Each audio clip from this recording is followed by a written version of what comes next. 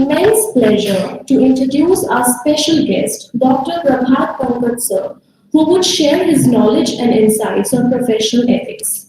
A distinguished economist with over 3 decades of teaching experience in prestigious institutions worldwide.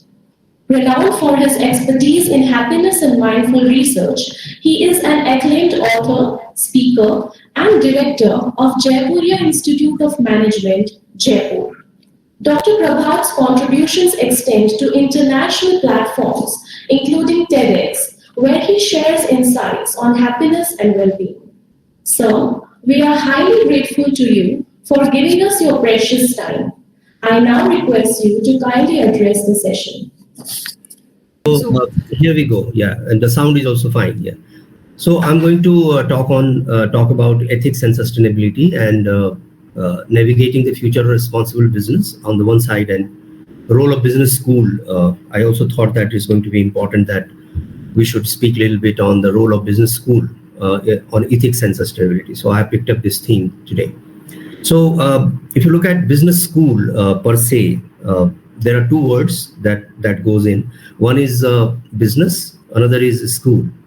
So from the business, if we pick up, let's say B and school S, then these two words actually represent two different kind of perspective. So when we say business, we are talking about the business world, the practical world, where our students will get ready and go and work. And the way business is being conducted, the way it is taking the country forward, how it is placed at the global level. So all these kind of things will come over there. S, when we talk about S, school, then it actually connotes more to the academics. And we all know that, there is a bit of disconnect between business and academics. So when we say that we are in the business school, we also underline the fact that, we love business and we want to actually connect with the business. And it's very important that we actually focus on B and we also focus on S. So sometimes what happens is that there is a quadrant where the B becomes very small and the S becomes very big. Like Harvard Business School, if you look at there, the academics is predominantly more, and the business is quite less. So they don't believe in connecting to the practical world. They believe in more of theoretical research, academic rigor, and things like that. Then if you look at another quadrant where the B is very big and S is very small, there is a business school in Switzerland, IMD, and it talks only about business. It says that there is no academics, it's all business. So they invite CEOs and the classes are held with them, the practical work is going on, so everything is practical. So that's the two kind of model that we have. ISB is in between and more towards slightly bigger B, lesser S. So we have to decide, like IIMs are more S, less B, smaller B and bigger S. Business school like ours, we are still struggling to find our place, in which quadrant we should place ourselves, like whether we should have big B or small S or equal size of B and S. So this is the issue that all of us are facing in business school. So that is the perspective I want to give. In this perspective, looking at how things are actually taking shape, then we have four different kind of trend that we can locate, and all of us are familiar with this. I'm sure our students sitting over there, the faculty members, they are very well aware about this. Number one is technological advancement, of course, is disruptive, and generative AI is also heading too far and is changing day by day, and its capacity to replace human work has been debated, and there is one circle which says that there is no question of debate because it's going to overtake, and there is another circle which says no, there is still human element will stay. Generative AI and the way it is growing is not going to replace humans. But there are four distinct characteristics which makes us different from machine. Like if you look at ourselves as a human, one characteristic is that we have IQ, that is our intelligent quotient. We can learn, we can train in data, we can take decisions, we can create models. And as far as our IQ is concerned, or information gathering capability or data analytic capability is concerned, I mean, Generative AI or the kind of technology is coming is going to do it far more better than us. More accuracy, more less complications, lot of analysis they can give. So it's easily replaceable. Second characteristic that distinguishes us from the machine is called our creativity. So we say, okay, humans have creativity, so we are better than machines. So, but if you look at Gemini, you look at the way Microsoft 360 coming up, the Chat GPT 4 is coming up. There is a lot of creativity that they have actually shown. There was an app, one version of generative AI I was exposed to. I could see that they are also coming up with new paintings. They are actually doing the paintings. So even the creative arts are being captured better by the machine. So here also we are losing the battle. Now the third is we say that, okay, fine, the human beings have empathy. So machines don't have empathy, but there was counseling bot made somewhere in US or Japan. I'm not very sure about that, but there was a counseling bot coming up, and it's counseling on mental health, it's counseling on your different aspects of life, and it's counseling just like a human being. And there are a lot of conversation that has been recorded, and we can see that there is a less progress on this aspect of bot being empathetic, but there is a scope that it can become empathetic. And therefore, all three aspects, we are losing the battle to machine. What is the fourth dimension? The fourth dimension is that, human adaptability, the human, as we say, human touch, or as we say, the kind of error we do, and then we have the ability to recover that error. The manipulations that we can do, the mind, actually, our mind, our mental health, our well-being, these are so personal and so specific to human being. A lot of things comes from the gene, which cannot be replicated by the AI. And therefore, human as a human, if you actually nurture those human qualities, then you will have the ability to compete with the AI. But we don't have to be very much fearful about generative AI or technological advancement, because in one sense, it is not the AI which is going to take your job. It is actually the people who will learn AI will take your job. So it's not the machine who takes away your job. It's the people who actually are more proficient in technology takes your job. And therefore, if you actually get immersed into technology, if you start learning technology, I don't think there will be any problem of job, and you can still coexist with the technology. So we have to learn to coexist with the technology. In today's world, if any student or any faculty says that he or she cannot actually learn technology or cannot work on technology, new technologies, that is not going to be pardonable. So you have to learn. The dexterity of technology has to be there. So it's one of the mindset that all of us have to make, that will be pro technology, and then you can compete with the technology. Second is climate change. We all know that how it is affecting the CO2 emissions and how it is changing the net zero. And I don't have to go to the whole story, but this is another big issue, because it is said that the cities can evaporate. A city like Bombay can submerge in water. There are many cities which have been identified that they will going to submerge in the water, and Bombay is one of them. Water crisis Bangalore is facing. So a lot of things are happening due to climate change. Agriculture is changing. So climate change is a big issue, and one of the biggest issue that the humanity will be facing.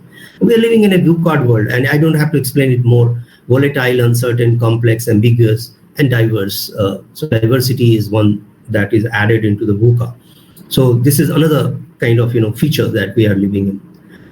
Increasing awareness of environmental and social issues. So we are also living in an age where the awareness has actually increased quite tremendously. So there is a transparency, there is a knowledge transfer, the knowledge is available freely, and therefore everybody is equipped with information, everybody is equipped with knowledge, and there is a lot of awareness that has happened, and this is the best thing that has happened to this generation.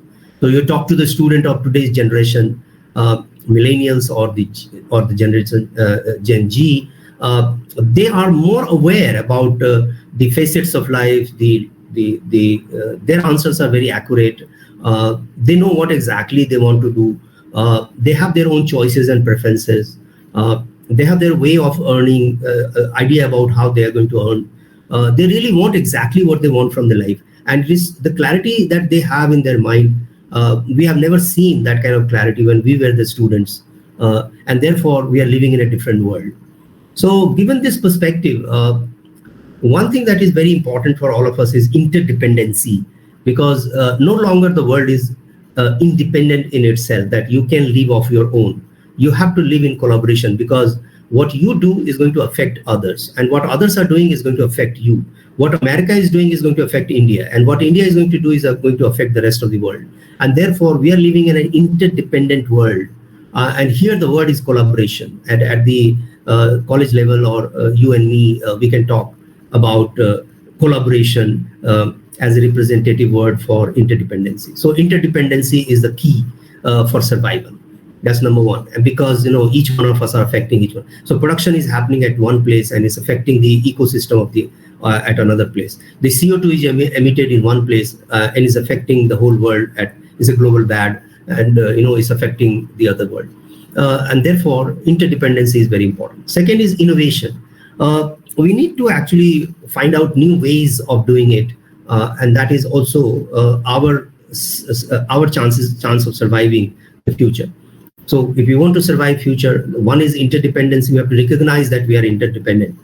Second is innovation, that we need to actually innovate day in and day out. If one fails, it doesn't matter, do another. If another fails, do third. The third fails, do fourth. So, failure is not an issue. The issue is that, are you innovating?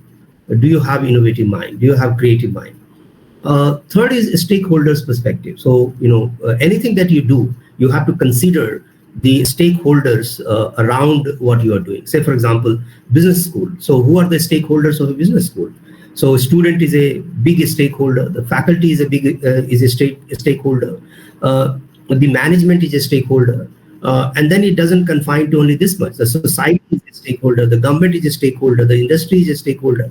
Alumni is a stakeholder. So, you have to look at from the perspective that how a business school can cater and create value for all its stakeholders. Likewise, if there is a business located somewhere, then it has to look at who all are the stakeholders. The society is a stakeholder.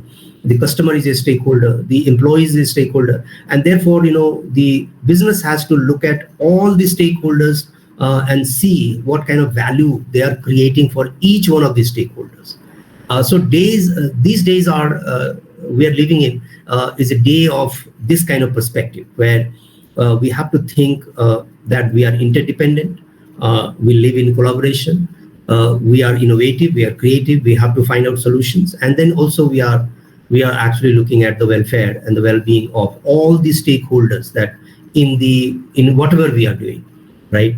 And therefore, if you look at the intersection of ethical practices and corporate responsibility, the intersection is often termed as responsible business. So responsible business is about creating this kind of intersection of the business. Just to give you one data, according to 2023 survey by IBM, 77% of consumers are saying that sustainability is important, and 57% are willing to change their purchasing habits to help reduce negative environmental impact. So, the customers have become so environmentally conscious that their consumption pattern is being affected by that. And there is a shift in the consumer behavior, which underscores the importance of the business to adopt sustainability practices. So what is happening is that there are two kinds of behavior that has been very prominently growing. One is the defensive behavior. So what is the defensive behavior? As your income increases, you become a little more conscious about your consumption. So your dining table menu will change. And then if your income goes further, we all know how the Angel law works. And then we start looking at safe products. So therefore, healthy products, safe products. There is a term called LOHAS, LOHAS. LOHAS are the lifestyle of health and sustainability. So this term actually explains the kind of consumers who are actually displaying the LOHAS behavior. So LOHAS behavior, suppose I have LOHAS behavior, this means that I will spend very cautiously and I will not compromise on my health. I will not compromise on my well-being. And I'll see that I get the health, well-being, and style and everything that is combined because I have aspirations. Why am I spending money? I have a aspiration for a better life, and therefore defensive behavior, anything which is unhealthy, which is going to hamper some well-being somewhere, people are rejecting it. There was a paper I remember, a research paper. The title of the paper was "Why are you buying BMW anyway?" And the paper actually explained why people are ready to spend more money on BMW just because it is more fuel efficient. It's causing less environmental damage. So people have actually gone to that extent in terms of their thinking. And therefore, the products that is going to come in the market is going to take care of this defensive behavior of consumers. If they're not actually able to comply with the defensive behavior, which is non-damaging to their health, well-being, environment somewhere, or is not adding to the style of the living style of the people, they're losing the market. They're going to lose the market. We know all about the organic products, how it is growing in worldwide, and its growth rate is very fast. It's almost like 37% growth rate across the globe. So this is what is. Second behavior is the ready to pay premium. So customers are also ready to pay more money because they have more money in the pockets. So this behavior actually gets reinforced as the income level increases. And in environmental economics, if you have read it, there is something called the EKC curve, the environmental Kuznets curve. Environmental Kuznets curve is a kind of inverted U-shaped curve between the environmental damage and the per capita income. So as the per capita GDP increases, the damage to the environment increases. And when the per capita income reaches at an optimum level, like turning point of the curve, after that, if the per capita income increases, then it actually helps in restoring the environment instead of damaging the environment. So income has twin effect on environment. One is if the income is less than the cutoff, then it will damage the environment because the growth happens at the cost of the environment, environmental damage. But if the income actually increases after a cutoff, then it starts restoring the environment very fast because people start paying premium to the environmentally sound goods. Say for example, just to give you an example, way back in 1969, perhaps 59 or 69, there was the first Olympic was held in Tokyo City, and Tokyo City was so polluted that people actually used to walk with a surgical mask on their face. So the city was so polluted. The air pollution was so much there in Tokyo City. But if you look at the Tokyo City today, it is one of the cleanest city in the world. What is the difference? The difference is that the people have become rich in Tokyo City. So the per capita income of Tokyo City, if you look at, is far more higher than Delhi. People living in Delhi. So per capita income is the culprit, as the EKC hypothesis holds it. The question is that what is the turning point? So there are many research that has been done, and for air pollution, they have suggested that the turning point is about 1 lakh or something like $1,20,000 per annum. If that is the cutoff for the air pollution, then Delhi has no chance in the next, let's say, 40-50 years to restore the environment. So does Delhi have any chance to restore the environment? Does it really depend on per capita income? There were many other studies that was done after EKC hypothesis was formulated. And these empirical studies have indicated towards the fact that, yes, there is something called awareness. There is something called reduced form of EKC. So in this research, it was pointed out that if people are made aware of the environmental issues, then even at a lower per capita income, people can become more conscious towards environment.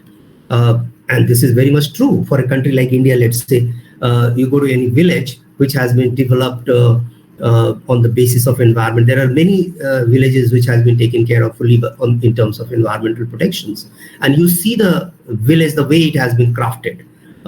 There is a village in Rajasthan, I'm just forgetting the name. You can go and visit that village. And this village is where the tree is planted on the birth of a girl child. Every girl child born there is a tree planted. And the village is so green and so lush green, and people are living in collaboration, very good ambience, good quality air. It is possible at a low level of income. And therefore, we have opportunity in terms of consciousness developing on environmental issues. So the more consciousness that develops on the environmental issues, the better we become. So it has nothing to do with the per capita income. The integration of environment, social, and the governance, which is called the ESG. We all know that this is a very interesting term that has come up, ESG, and the board meeting is now flooded with ESG discussions. Is the criteria for investment decisions is gaining momentum in the boardroom. For example, the Global Sustainable Investment Alliance reported that sustainable investment assets increased almost like 35 trillion globally, and it actually represented almost like 20% growth in the last 10 years. And so, there is a growing recognition that the companies excelling in ESG criteria are better positioned for long-term success and are less likely to be exposed to risk associated with unethical behavior and sustainable practices. So, ethical behavior and sustainable practices combined together. If the ESG criteria is followed, the companies can do better. That's what the idea is. Regulatory frameworks are evolving over time, and a lot of new things are coming in terms of corporate responsibility. For example, the European Union's corporate sustainability reporting directives, that is CSRD, says that, which is set to be implemented in 2024, will require companies to disclose detailed information on the environment and social impacts. And this is going to be mandatory over there. So, and of course, it will catch up and go to the rest of the world. And without taking care of how the companies are actually taking care of the environment in their supply chain, in their production processes, in their packaging, if they're not conscious about this, they will face problems. Then they will also face closure. They may not grow their business. Regulatory framework will haunt them. And then if they are not actually looking at the social impact of their products. There is a global reporting initiative standards, which talks about the ethical and environmental impacts. There is ISO 26000, which talks about a lot of parameters based on environment and social and other aspects. So there is a growing and enhanced transparency and holding businesses accountable for their ethical and sustainable practices. So there is a lot of regulatory coming up. I'll just mention one more that is called the 10 Principles of the UN Global Compact. So if you look at this framework, it talks about human rights, and in human rights, they have two principles. Principle number one is that the business should support and respect the protection of internationally proclaimed human rights. And the two is that it should make sure that they are not on the human right abuses. So these are the two sides of the human rights, part of the UN Global Compact principle. On the labor side, there are 4 principles that you have, and it all actually moves around the child labor, collective bargaining, the empowering the labor, giving them freedom, all kind of things. If you look at the environment side, there are 3 principles they have envisaged. One is business should support a precautionary approach to environmental challenges. Second is undertake initiatives to promote greater environmental responsibility. And third is encourage the development and diffusion of environmentally friendly technologies. So these are the 3 principles on environment. And there is one on anti-corruption. That is the principle number 10. It talks about businesses should work against corruption in all its form, including extortion and the bribery. So gone are the days for rent-seeking behavior, and gone are the days for predatory prey for the governments. So in 60s and 70s, if you look at the Indian industries, the way the license was issued to the industry, because without license, you cannot actually open your industry, and license will take a lot of time. And people who are sitting, the bureaucrats who are sitting in Delhi to give you the license, they act as a king because, they are actually handing over the fortune to you. It's kind of a gold mine handed over, not the license. So their signature actually valued quite a lot in terms of money. So there was a bribery system, there was a commission, there was a lot of things, because once you get the license, then you get also protected against the market forces. And therefore, it actually can bring fortune to you. So once you get the license. So every fortune has a cost, and you have to pay that cost to the people who are issuing the fortune. And therefore, that is the rent-seeking behavior. But 60s, 70s are the gone days. Now the transparency, one thing that technology has done to us is transparency. And therefore, with the transparency, there's no scope for rent-seeking, there's no scope for predator spray. Where are we failing actually? So the level of failings are, one is negligence, the failure to meet the appropriate standards. So if you are not conscious about meeting the standards, then that's a negligence. Second is gross negligence. So failing way below the standard of care. So we are not actually caring at all. And the third is the deliberate wrongdoing. So this is where the ethical norms comes in picture. So we adopt unethical or non-acceptable ways of means to attract the undue advantages. So these all three levels of failings have to be dealt with. So what is the reality check? So when I was looking at the reality check in terms of what is happening to the SDGs, let's say, because if the businesses are doing well, if the institutions are doing well, and not failing on these three kind of negligences, then it will actually have a positive impact on the sustainable development goals in terms of, maybe, poverty, hunger, quality education, well-being, good health, gender equality, and whatnot. You can see that these are the states which are actually leading. Let's say, for example, in no poverty, Tamil Nadu and Puducherry is leading. Zero hunger, Goa and Delhi is leading. Like if you want to find out where Rajasthan is, that you will not see Rajasthan here. Gujarat is leading on clean water and sanitation. Gender equality, again, Kerala, Sikkim, they are leading. Some other goals, if you look at, you can see that in the whole chart, there is no Rajasthan anywhere. Assam is there, Manipur, Delhi. Most of the small and central states, they are doing better than the bigger states of India. So you look at this is Niti Aayog's, I have taken it from the Niti Aayog's. This is the composite index they have created of the SDGs. And they're saying that if it is red, that means we are lagging far behind. If it is green, that means we are catching up and we are more than, we are exceeding the achievement. And if it is yellow, that means we are lagging behind, but we are catching up. So that means we are in the midway. So you can see that whole of India is actually yellow and red. There is only small green patch that you can see. That means these sustainable development goals are not going to be met if this is the state of the affairs, because we have to catch up quite a lot and the time is nearing. If you go by each one of the goal, let's say end poverty of all forms, you can see the red, the entire middle India is red.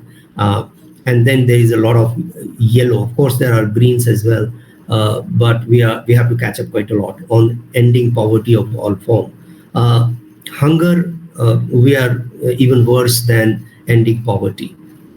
So hunger is still a reality in India. So that's another big concern that all of us. Healthy lives and promoting well-being for all ages. We're doing a little better because of our health services. India is called the pharmacy of the world, and medical sciences are improving day by day, and we are competing with the rest of the world. But still, there is a long way to go. There is a lot of red patch you can see here. On inclusive and equitable quality education and promoting lifelong learning opportunities, we are doing much better on this. There is a lot of green you can see here. So we have actually progressed quite a lot on this aspect. Here is the problem. You can see gender equality and empowering the women and the girls. You can see all reds. There is in this is a very gloomy picture that all of us can see. Availability and sustainability management of water and sanitation. There's a mixed picture that you can, some of the states are doing fairly well, but not all states are doing the same. Therefore, contribution to environmental degradation by an educated and the environmentally conscious person. This is one aspect that I would like to highlight, because most of the environmental degradation are done by the conscious people, those who are supposed to be protecting the environment after getting enough education, enough income. They are the ones who are actually contributing more to the damage of the environment than the poor. So we cannot just blame the poor, and we cannot say that the environmental degradation is the poor's problem. And as the poverty gets over, our environmental problem will also get over. It's not likely to happen, because as you see what Mark Twain has said, everybody talks about the weather, but nobody does anything about it. And similarly, I can say that our faculty would love to teach climate change, bring it in the classroom, but nobody will be interested in solving the problems arising out of the climate change, which is happening nearby your college. And therefore, we do not actually pay attention. We do not think that anything which is happening outside the college is important. And therefore, you look at the carbon footprint, almost like 11 tons, which is a very high. To put it in a perspective, the average Americans actually has a carbon footprint of 16 tons, and the average Indians is 1.8 tons. And this is also one of the controversial issue at the international level, because we see that our average is low, but if you multiply it with number of Indians, then the total carbon emission is one of the largest in India, in the world. And what matters in the carbon economy is the emission, the total emission. It doesn't matter what is the per capita emission. But of course, India is doing good on per capita emissions, but we need to actually reduce the total emissions as well. So world average is about 4.5 tons. So if you follow the Paris Climate Change Accord, the global average will be 2 tons by 2050. But how can we do that? How can we reduce the carbon footprint from 11 tons to 2 tons? So the major culprits, if you go by the research, this is car, food, goods of personal effect, air travel, and electricity. And you can see all these are being used by people who are well off and educated, more by well off and educated. And therefore, if you look at the world's wealthiest 10% of the world, they contribute to half of the global emissions. So average carbon footprint for the super rich is about 65 tons. This is amazing. Look at the figure. Super rich throw away 3 kg of stuff every day. Waste management is a big issue, but where is it coming from? So that is a problem that we have to see. What is the framework of the business school? There's the last segment I would like to touch. What is the framework for a business school? So I'll refer to United Nations PRME, which is called the Principles for Responsible Management Education. So, business school, this is one framework that we must look at. So PRME's mission is to transform management education and develop the responsible decision makers of tomorrow to advance sustainable development. So that is the objective. And the business school can actually be a signatory to UNPRME. It is available for every business school. And there is India chapter also, you can join India chapter. So they have 7 principles. So one is called the purpose. So, you have to define your purpose. And they're saying that we are advancing the responsible management education to foster inclusive prosperity in a world of thriving ecosystem. So you have to define your purpose. What is the purpose that for which you exist? And that purpose can be incorporated in your mission, in your vision. And if a business school becomes a mission-driven business school, incorporating ethics and sustainability into it, then a lot of changes can happen. The second principle it advocates is value. What is the value that you want to create and be accountable for to the society? The third it talks about is to teach. So how are you bringing all this knowledge into the curriculum? So that is another way of making the transformation, curriculum and the pedagogy. And then it talks about research. What kind of study you want to do with the people, organization, institutions, and to promote the educational practices. Then it talks about partnership. So, what kind of partnership the business school is actually developing, which actually can go into collaborative mode of addressing the environmental issues. And what are the practices? So are you actually doing the practice yourself? What is the sustainability practices of the campus? Are you looking at waste disposal? Are you looking at green energy? Are you looking at solar? Are you looking at no plastic campus? Something like that. So what is your practice, your own practice? And how do you share it with the others? So these are the 7 principles advocated by PRME. Now, this slide is about little complicated for you, but let me just explain. This is the model which we have followed in Jaipuria. So what we have done is that we have become the signatory to UNPRME, and we are leading the student engagement chapter of India chapter of UNPRME. Students who are interested in joining this can contact us. And then we have selected some SDGs. We said, okay, SDG 1, SDG 2, and SDG 4. These are 3 SDGs are my focus. And then based on the 7 principles and these SDGs aligned together, you can see the column 1 and column 2. And column 3 is different kind of programs that we have designed. For example, the winter internship for societal happiness is a kind of 100 hours engagement of students, those who are working with the NGO with whom we have signed the MOU. So these kind of, and all these activities are happening and mapped at 3 different levels. One is called the practice level, Another is called the advocacy level, that is sharing level. And third is the research level. So what is the research that we are doing it? What are the practices that we are doing through this? And what are the advocacy that we are doing through this? And then at the end of the day, we can combine all these together, compile the data, and look at the impact, how much impact as a business school we have made on these selected SDGs. And we can say that these are our contribution to the environmental and ethical practices. So that way, the clarity emerges among the faculty and also among the students and management if you follow this kind of framework. We can talk a little more on this. If there is any question, I can address. So this is the last slide for me. So what we can do to make a difference. So first is we have to lead by example, because if you're not following it yourself, you cannot advocate it for others. It's just like saying that, I'm ready to teach climate change, but I'm not ready to contribute to reduce the climate change. So you have to be a practitioner in order to be more effective teacher or doing something in the business school. Second is strengthening actions at individual, family, and community level. So we need to actually take actions at 3 different levels. We cannot say that a household is different from the production unit, initiated by a corporate. The principle which is actually, will guide the production in a production unit or a factory is also the principle largely here and there will be applicable to a household. So if you're living, or if you've made a house, if you're living somewhere, we also have to look at how we are practicing sustainability in that unit. We can go for solar, we can go for small waste disposal unit, we can segregate the waste. Some of the practices that we have to follow at the individual level as well. What is my practice? What is my family's practice? What is my community's practice? So, as a business school, the skills in focus for environmental and ethical and broadly to compete in the collaborative world is that you have to actually develop collaboration as a norm. And collaboration is not just for the students, it's for everybody in the campus. So collaboration between faculty and the student, faculty and faculty, and student, faculty, and management. So all these kind of angles of collaborations have to be explored. It cannot be just kind of collaboration for the student, not for the faculty. It has to be at all levels. Then the teamwork, similar goes with the teamwork. Ethical leadership. We have to actually train our students in ethical leadership, and we also have to be an ethical leader.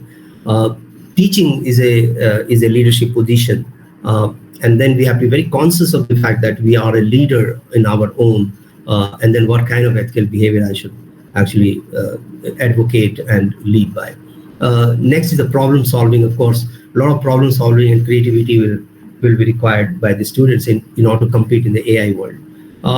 Lifelong learning, of course, all of us have to be a lifelong learner. We have to learn. We cannot say that our learning is over. Learning will never get over. Is the learning brain that you have to develop, a kind of brain which actually looks for new learning all the time. Whether you have completed your course, you have not completed your course, you're learning for some formal certifications or not learning for no certifications, but you have to keep on learning. You have to keep on learning because that is the only way out for us. This is my coordinates, my WhatsApp number. You can jot it down. You can take a screenshot, and this is my blog post. If you want to read more on what I keep on writing on happiness, student learning, sustainability, you can actually visit my blog and share it. So I'm just stopping my presentation.